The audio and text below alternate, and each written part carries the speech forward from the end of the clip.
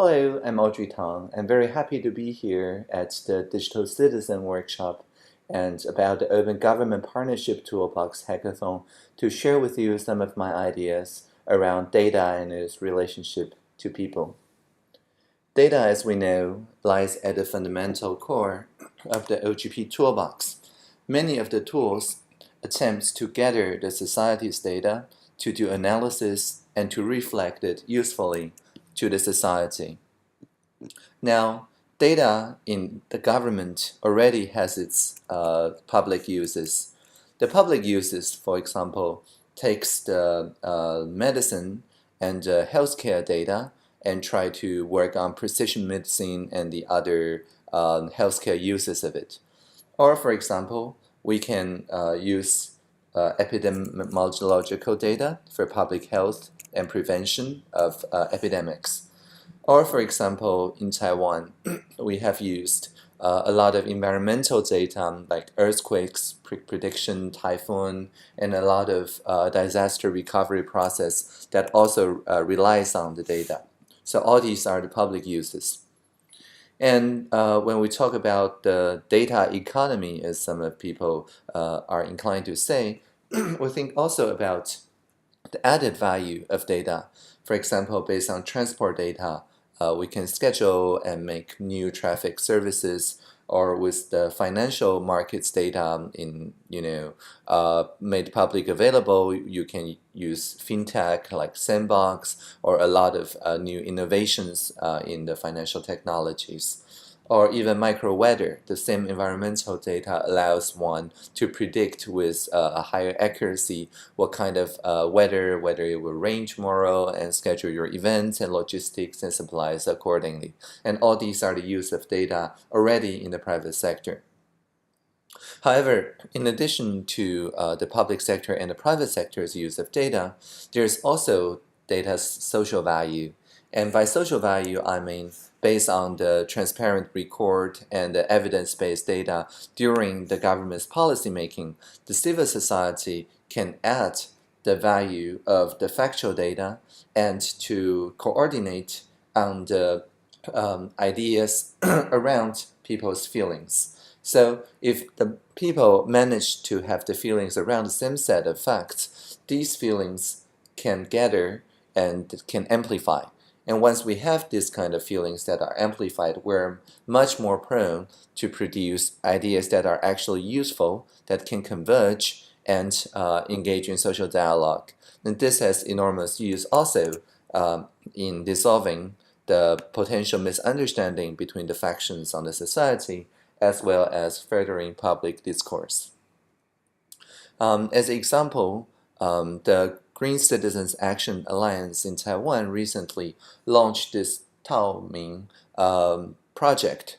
This Taoming project basically takes the measurements of all the sensors of the like PM 2.5, like the air pollutants and so on, and present it in a way that resembles a game on a map, where everybody can see their neighboring sensors, how it correlates with rainfall, how it correlates with the perceived pollution errors, and all kinds of divergence between the numbers that are released by the industries and by the governments and by the actual environmental measurements.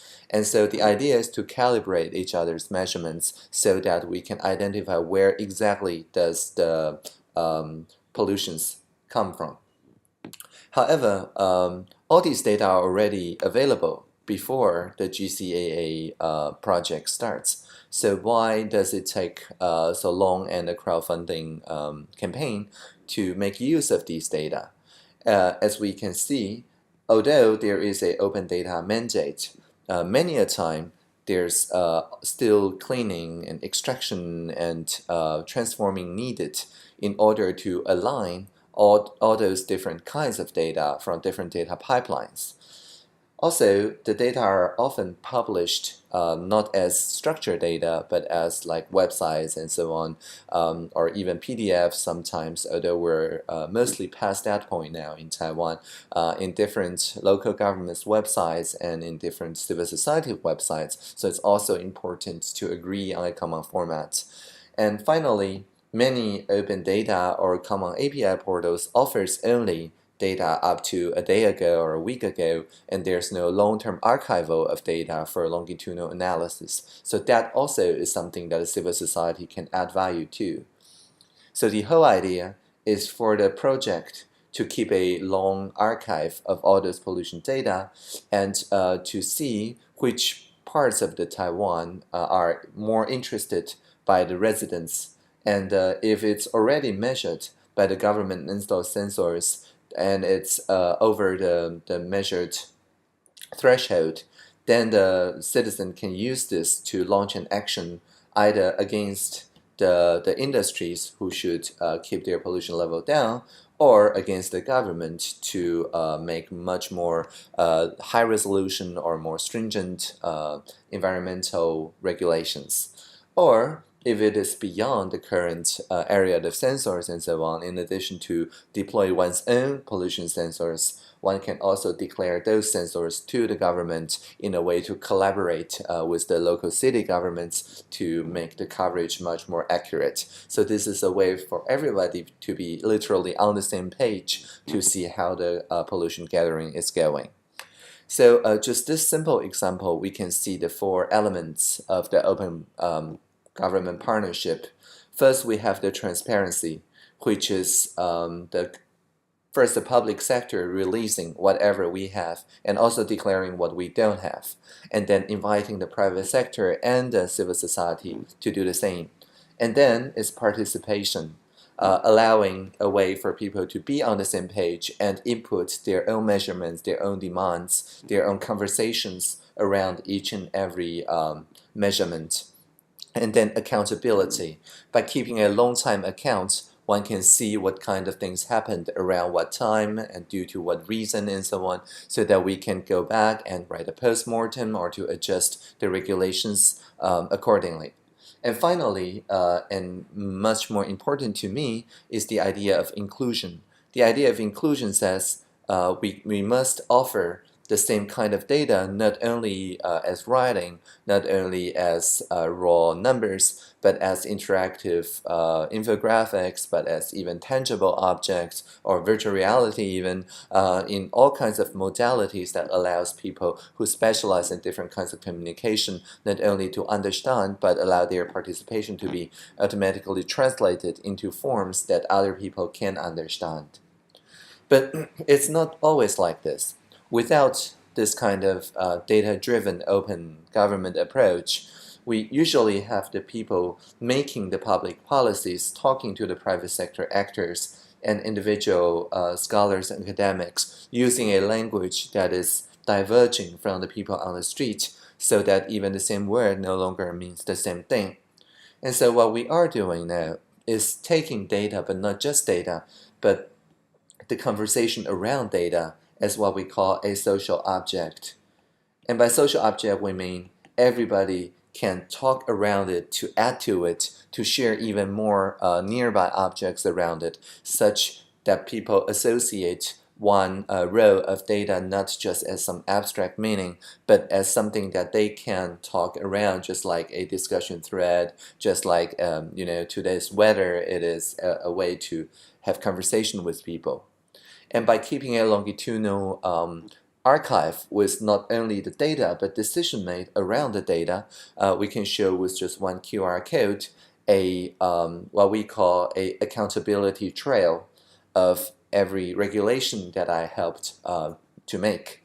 So for example, about the electronic sport regulation, we keep this in a folder called esport.pts.tw that updates with all kinds of aspects of this regulation, and down to the original public hearings transcript and how those items from the transcript carries over to the internal dialogue and then to the multi-stakeholder dialogue and so on, so that people can, with maybe 5 minutes or 10 minutes, to have an entire trail of how exactly this regulation is being made. So this point is like a thread between all kinds of public records, all kinds of meeting records, all kinds of transcript, so that it gives the context of why having this meeting matters and how it connects to the previous and to the other meetings. Now, of course, the audit trail itself must also be a social object, which is why we're working on this open government platform that in addition to e-petitions and e-consultations, we're now also providing e-accounts of all the regulations for the public comment agenda. So in addition to regulations, in addition to petitions, this month we will publish thousands of ongoing and even more completed projects from each and every ministries according to the open spending and open procurement principles, so that people can see what exactly each government ministry is using taxpayers' money and what kind of data is being produced by these kind of projects, and then where does the government, the private sector, and the civil society's relationship in each of those projects. So basically, it's an idea that this is the default, not the exception. All the important projects that's using taxpayer money must publish how the stakeholders relate in these kind of platform.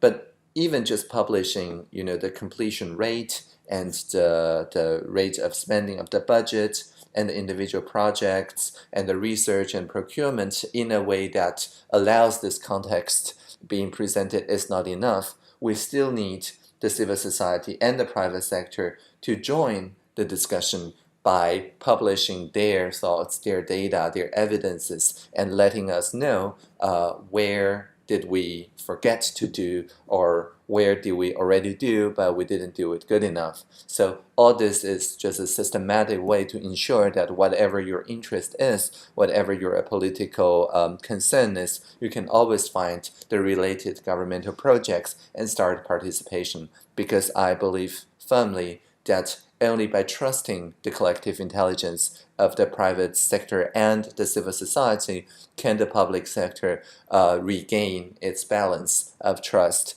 between the government and the other two sectors. So that's my sharing today, and I wish you a very successful event. Thank you for listening.